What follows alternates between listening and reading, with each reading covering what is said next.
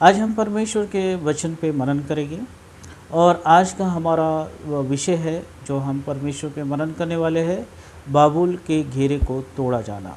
हाँ मेरे प्रियो, ये जो बाबुल का घेरा है जिसे हम बाबेल कहते हैं, इसके घेरे को तोड़ना हमारे जीवन में बहुत आवश्यक है, क्योंकि हम अंतिम समय में हैं और इस अंतिम समय में हमारे जीवन में बहुत से घेरे हुए बने हुए हैं।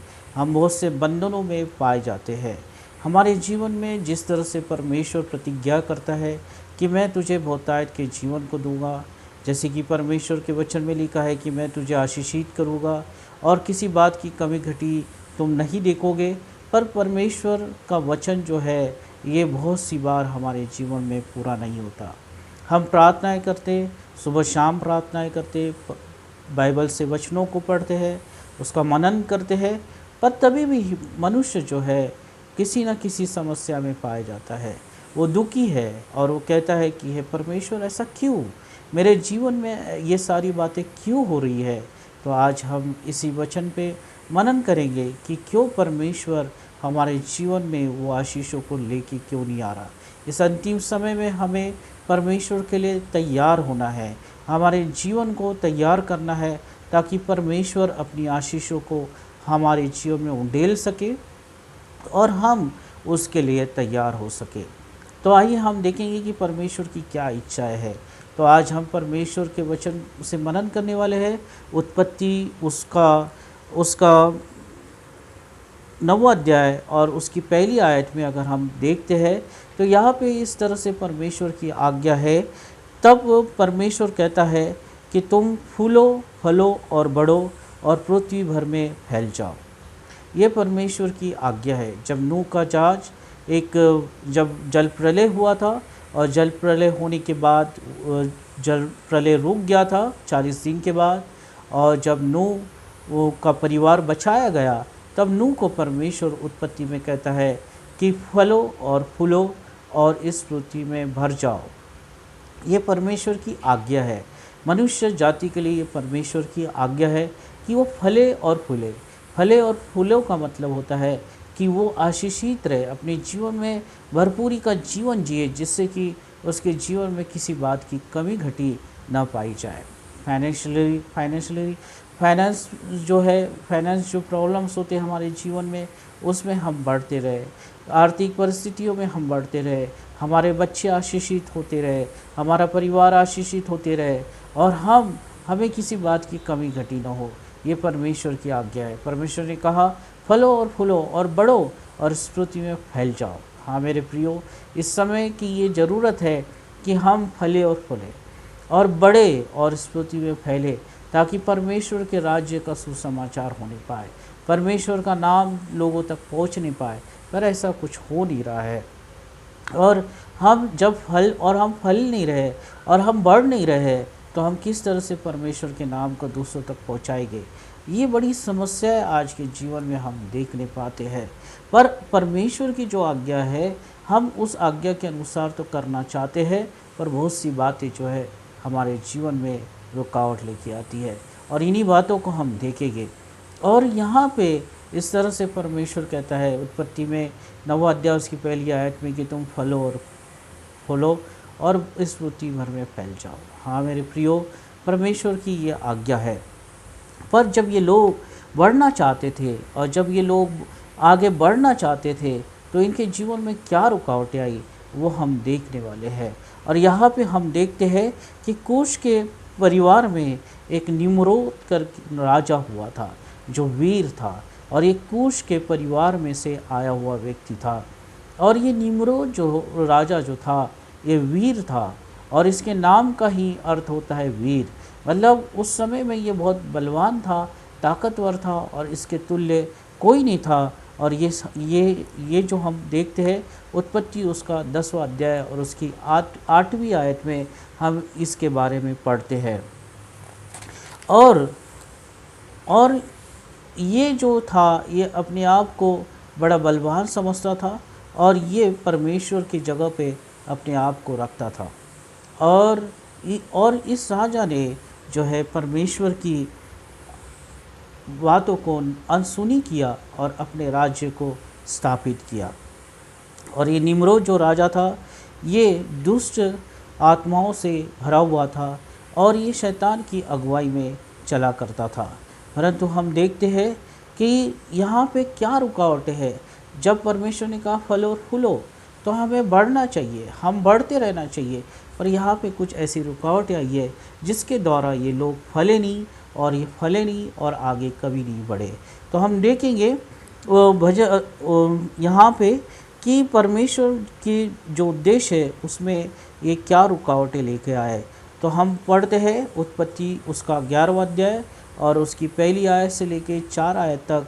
अगर हम यहाँ पे पढ़ते हैं तो हमें यहाँ पे जो है कुछ बातों को समझ सकते हैं। तो यहाँ पे लिखा है, सारी पृथ्वी पर एक ही भाषा और एक ही बोली थी।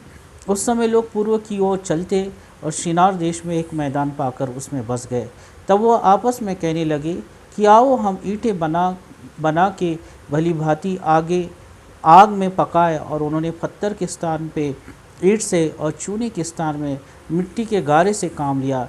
फिर उन्होंने कहा, आओ हम एक नगर बसाए और एक गुम्मट बना ले जिसकी चोटी आकाश से बातें करे। इस प्रकार से हम अपना नाम करें, ऐसा न हो कि हमको सारी पृथ्वी पर फैलना पड़े। परमेश्वर की इच्छा है कि हम फले और फूले, और परमेश्वर की इच्छा है कि हम सारी पृथ्वी में फैल जाए। पर यहाँ पे मनुष्य अपने लिए एक अलग योजना बना रहा है। परमेश्वर की योजना कुछ अलग है और मनुष्य की योजना कुछ अलग है। यहाँ पे एक ही भाषा थी, एक ही बोली थी, पर इन लोगों ने कहा कि ऐसा न हो कि हमें सारी पृथ्वी में फैलना पड़े, या ऐसा न हो कि हमें सारी पृथ्वी के लोगों तक जाना पड़े। तो आओ हम अपने लिए एक नगर बना ले, आओ हम अपने लिए एक नगर बना के ईंट को आग में पकाए और चूने की जगह गारे को इस्तेमाल करे और अपने लिए एक गुम्मट बना ले, एक नगर बसा ले। ये परमेश्वर की इच्छा नहीं थी मेरे प्रियो। उत्पत्ति में अगर हम देखते हैं तो परमेश्वर कुछ और कहता है, और यहाँ पे उत्पत्ति उसका 11वां अध्याय और पहली आयत और चौथी आयत अगर हम देखते हैं तो यहाँ पे मनुष्य कुछ अलग कर रहा है। उस समय का ये नियम था कि चूना और मिट्टी से घर बनाए जाते थे, परंतु यहाँ पे मनुष्य अपने लिए एक नए रास्तों को निकाल रहा है और वो कह रहा है कि हम ईंटों से घर बनाएं, उसको आग में पकाएं और चूने की जगह गारे का इस्तेमाल करें। यही चीज़ जो है आज अंतिम समय में हमारे जीवन में हो रहा है।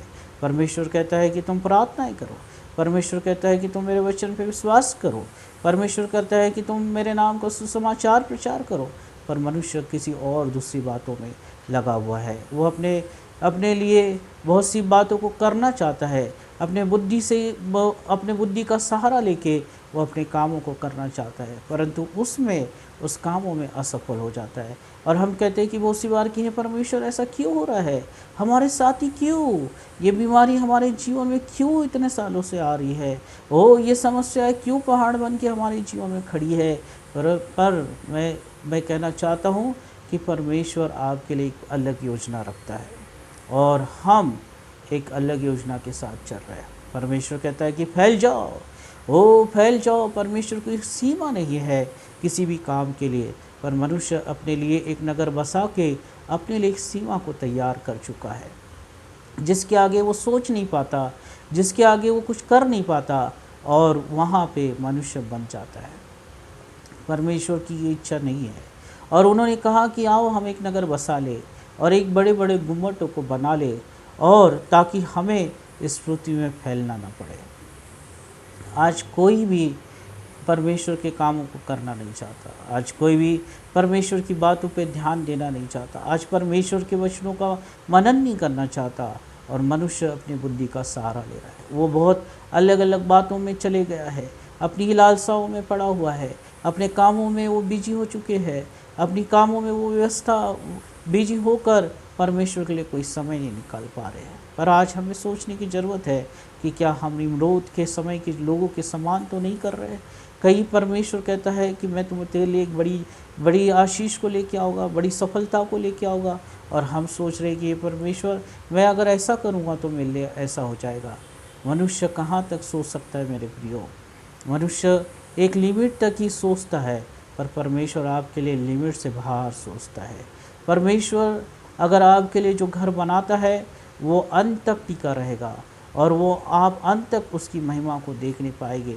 अगर हम खुद अपने लिए एक घर को बनाते हैं अपनी बुद्धि से और अपने सहारे से, जहाँ पे हम चूने की जगह गारे को इस्तेमाल करते हैं और पत्थर की जगह ईंटों को ला के खड़ा करते हैं, तो उस घर में गड़बड़ी और गड़बड़ी होगी। हमें सोचना है कि हमारा आत्मिक जीवन आज कहाँ खड़ा है। हमने अपने आत्मिक जीवन को किस किस रीति से बनाया है, आत्मिक घर को किस चीज़ से हमने तैयार किया है। क्या हमने परमेश्वर की आज्ञा के अनुसार पत्थर और चूना ही इस्तेमाल किया है? क्या हमने अपनी इच्छा के अनुसार ईंट और गारे को लगा दिया है? परमेश्वर जो चाहता है वो न करते हुए परमेश्वर मैं जो चाहता हूँ वो अगर आज हम कर रहे हैं, तो वहाँ गड़बड़ी है, तो हम कभी फलेंगे नहीं और फूलेंगे नहीं। अगर हमारे जीवन में ये सवाल आता है कि हे परमेश्वर मेरे साथ क्यों ऐसा हो रहा है, अगर हमारे जीवन में ये सवाल है कि हे परमेश्वर मेरे जीवन से ये निराशा क्यों नहीं जा रही, अंधकार मेरे जीवन से क्यों नहीं जाता, जबकि मैं तुझसे इतनी सारी प्रार्थनाएं करता हूँ, तो एक मिनट हमें रुकने की आवश्यकता है और हमें सोचने की आवश्यकता है कि हम कहीं ईंट और गारे का इस्तेमाल तो नहीं करें अपने आत्मिक घर को बनाने के लिए, या फिर हमने परमेश्वर की आज्ञा के अनुसार चूना और पत्थर का इस्तेमाल किया। हाँ मेरे प्रियो, अगर हम परमेश्वर के वचन के अनुसार हम अपने आत्मिक घर को तैयार करते हैं, परमेश्वर की आज्ञाओं को मानते हैं जैसा कि उसने कहा, तो वो घर आशीषित होने पाएगा, वो जीवन आशीषित होने पाएगा, वो हमारा घराना आशीषित होने पाएगा, हमारे बच्चे आशीषित होने पाएंगे, क्योंकि हम परमेश्वर के अनुसार अपने आत्मिक घर को निर्माण कर रहे हैं इस अंतिम समय में, और तब हम फलने और फूलने पाएंगे। पर अगर इन लोगों के समान अगर हम कहेंगे कि हम अपने लिए अपने स्वार्थ के लिए एक घर को निर्माण करें कि जैसा मैं चाहूँ वैसा वहाँ वो हो, तो वहाँ पे गड़बड़ी खड़ी हो जाती है। और उन्होंने एक गुम्मट को तैयार कर दिया, एक ऊंचे गुम्मट को उन्होंने निर्माण किया। ये गुम्मट क्या है मेरे प्रियो? बाइबल में लिखा है, यीशु मसीह कहता है कि मार्ग सत्य और जीवन मैं ही हूँ, मेरे द्वारा ही तुम उस स्वर्ग में उस अनंत जीवन में प्रवेश करने पाओगे। हम यीशु मसीह के द्वारा हम स्वर्ग में प्रवेश करने पाएंगे, यीशु मसीह के द्वारा हम उस अनंत जीवन में शामिल होने पाएंगे। यीशु मसीह के द्वारा, हम अपने खुद के द्वारा नहीं। अगर हमें स्वर्ग जाना है तो यीशु मसीह पे हमें विश्वास करना है, अगर हमको आशीष प्राप्त करना है तो यीशु मसीह पे विश्वास करना है, और जैसा कि वो कहता है उसी तरह से हमें कार्य को करना है। पर इन्होंने अपने लिए एक रास्ते को बनाया, अपने दिमाग से और अपने बुद्धि का सहारा लेके इन्होंने एक रास्तों को बनाया स्वर्ग जाने के लिए, और उन्होंने एक बड़ा ऊंचा गुम्मट तैयार किया। गुम्मट जो है ये प्रतीक है कि हम इस गुम्मट के द्वारा, और ये गुम्मट जो है एक बहुत ऊंचा होता था और ये सीधा आसमान की तरफ होता था, और इन्होंने एक प्रतीक बनाया कि इस गुम्मट के द्वारा हम स्वर्ग में जाएंगे, वो स्वर्ग में जाने का एक रास्ता है। पर बाइबल में लिखा है मार्ग और सत्य केवल यीशु मसीह ही है। हाँ मेरे प्रियो, हमें अगर आशीष को प्राप्त करना है, हमारे जीवन में सफल होना है, हमारे जीवन में परमेश्वर की बहुतायत को देखना है, हमारे बच्चों को फलते और फूलते हुए देखना है, तो जो रास्ता परमेश्वर ने बताया उसी रास्ते पे हमें चलना है। हमारे लिए कोई अलग से रास्ता तैयार नहीं करना है, हमारे लिए कोई अलग से रास्ता निर्माण नहीं करना है। जैसा कि इन लोगों ने किया, एक नगर को बसाया और इन्होंने अपने लिए एक गुम्मट को तैयार किया। आज बहुत से हम देखना चाहते हैं, हम देखते हैं कि आज बहुत से वो गुम्मट जो है इस संसार में पाए जाते हैं। अन्य जातियाँ इस गुम्मट को अपना आदर्श मानती है और वो कहते हैं कि हम इसके द्वारा स्वर्ग में चले जाएंगे।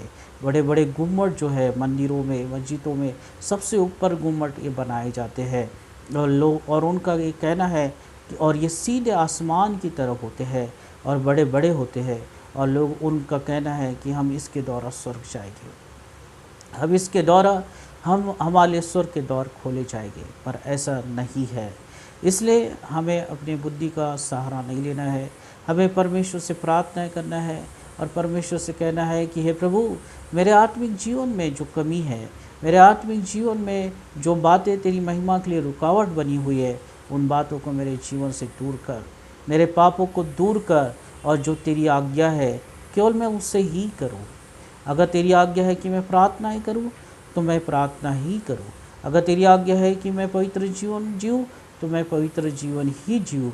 उसमें मेरी बुद्धि और मेरा दिमाग और मेरा कुछ भी सोच उसमें मिलावट नहीं होगा, पर जो परमेश्वर का वचन है वही परमेश्वर का वचन जो है काम करेगा। और निम्रत राजा ने अपने धर्म का प्रचार किया और इस संसार में उसने अपने राज्य को स्थापित किया। यही धर्म जो है आज इस धर्म का प्रभाव सारी दुनिया में पाया जाता है, सारी जगहों पे ये पाया जाता है, और शैतान इसी के द्वारा मसीह लोगों को अंधा करके रखा हुआ है। वो कहता है कि थोड़ा सा धर्म कर ले, थोड़ा सा पाप कर ले, कुछ नहीं होता है, पर ऐसा नहीं है मेरे प्रियो। अगर हम ऐसा कर रहे हैं तो अपने लिए एक नगर को बसा रहे हैं। अगर हम अपनी बुद्धि का सहारा ले रहे हैं तो हम अपने लिए एक नगर को बसा रहे हैं, जिससे कि हम कभी फैलेंगे नहीं, फूलेंगे नहीं, और परमेश्वर की आशीष को हम कभी प्राप्त नहीं करने पाएंगे। आज हमें अपने आप को परखने की आवश्यकता है। बाइबल में लिखा है कि तुम्हारा मन मेरा मंदिर है। हाँ मेरे प्रियो, ये मन हमारा मंदिर है, और इस मंदिर में हमने कौन सी ईंटें लगाई है? हमने कई ईंट और गारे को इस्तेमाल तो नहीं किया है। अगर ऐसा है तो आज अपने घुटनों को टेके और प्रभु से कहे कि प्रभु, तेरी आज्ञा थी, उस समय का ये नियम था कि जो घर जो है ये पत्थर और चूना से बनाए जाते थे। ये परमेश्वर की आज्ञा थी, और परमेश्वर की आज्ञा को जब हम पूरा करते हैं तो वो हमें फलवान करता है। आज हमारे आत्मिक घर को इन बातों से आज़ाद करना है, ईंटों को निकाल के फेंक देना है जो हमारी बुद्धि का है। हमने जिस गारे को, जो विचारों को बना के हमने अपने जीवन में रखे हैं, उस गारे को हमारे जीवन से दूर करना है। उस गुम्मट को जो हमने अपने लिए खुद एक रास्ता बना दिया है स्वर्ग जाने का, उस रास्ते को, उस गुम्मट को हमें आज दूर करना है, ताकि परमेश्वर सारी रुकावटें हमारे जीवन से दूर करे और परमेश्वर हमें एक बड़ी आशीष को दे पाए।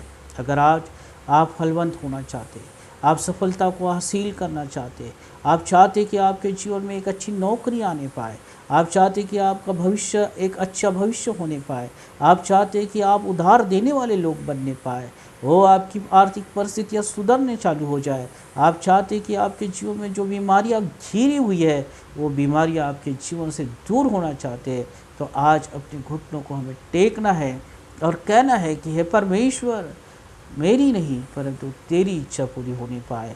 ओ जैसा कि तेरे वचन में लिखा है, उस वचन के अनुसार मेरे जीवन में काम होने पाए, जिससे कि मैं तेरी आशीष को प्राप्त करूं।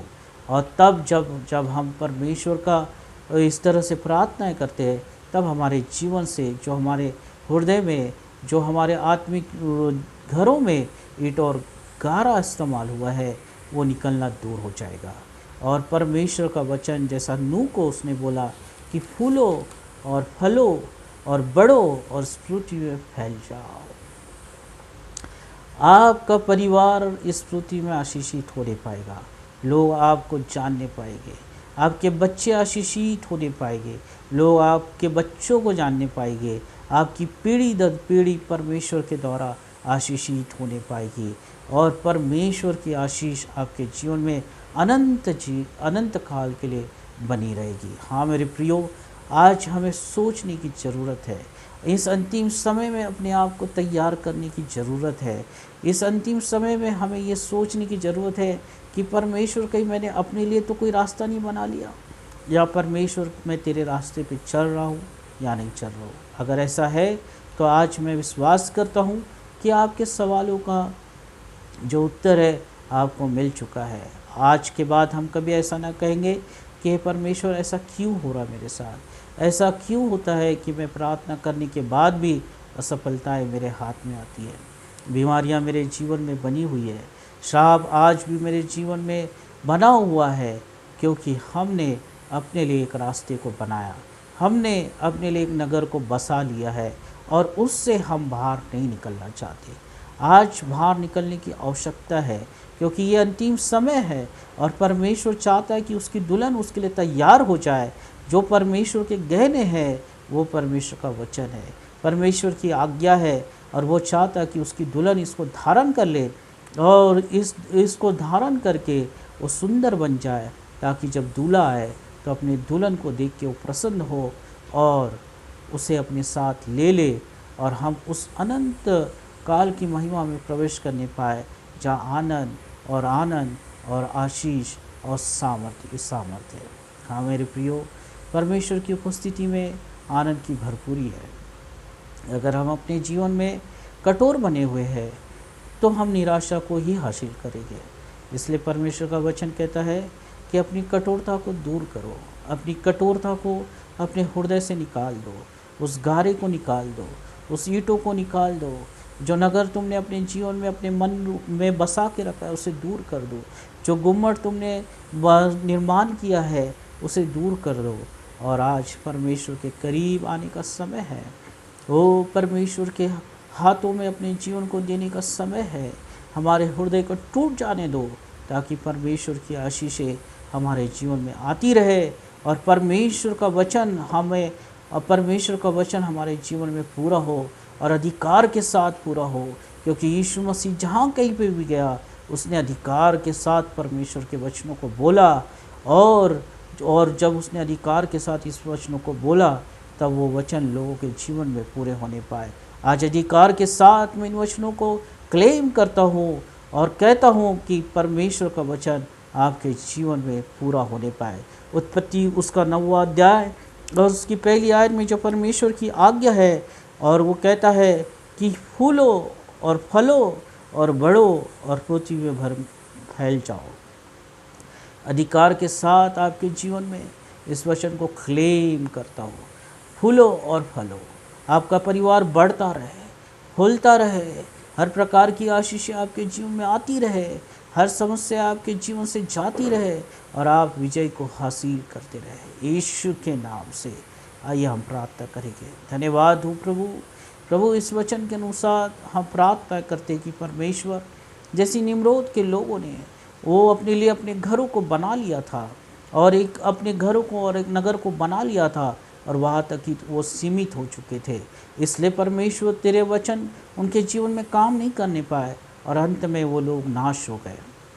पर तू हमें बचाने आया, बहुतायत के जीवन को देने आया। आज प्रभु, अगर हम आत्मिक जीवन में इस तरह से अपने घरों को बना चुके हैं और अपने विचारों में ही हम रह रहे हैं और जैसा हमें समझता है वैसा ही हम मसीह जीवन जी रहे हैं, तो आज प्रभु ऐसे हृदय को बदल दे और पवित्र आत्मा तू उनके हृदय में काम कर और तेरा वचन काम करने पाए, और परमेश्वर तेरा वचन के अनुसार चूना और पत्थर का ही काम होने पाए, ताकि परमेश्वर तेरा वचन काम करे और परमेश्वर तेरे लोग फले और फूले और फलते रहे और उनके घरों में परमेश्वर किसी प्रकार की कमी न होने पाए। परमेश्वर, बहुत सी समस्याएं अगर उनके जीवन में है तो उन समस्याओं को दूर कर, निराशाओं को दूर कर, बीमारी को दूर कर, और प्रभु तेरी आशीष को प्राप्त करते चले जाए। क्योंकि तूने जब उस क्रूस पे अपनी जान को दिया प्रभु, तो परमेश्वर तूने हमें बचाने के लिए आया। पर आज परमेश्वर तेरे लोग नाश हो रहे हैं क्योंकि वो अपने बुद्धि का सहारा ले रहे। परमेश्वर, आज तू हमें बचा ले। हम कहते कि हमें तू बचा ले और हम तुझे पुकारते हैं। तू जो दया और करुणा करने वाला परमेश्वर है, तू हमें बचा लेगा और तू हमें परमेश्वर पिता बड़ी आशीष को देने पाएगा। यस लॉर्ड, विजय हमारी है, विजय हमारी है। आशीषित कर यीशु के नाम से, आमीन।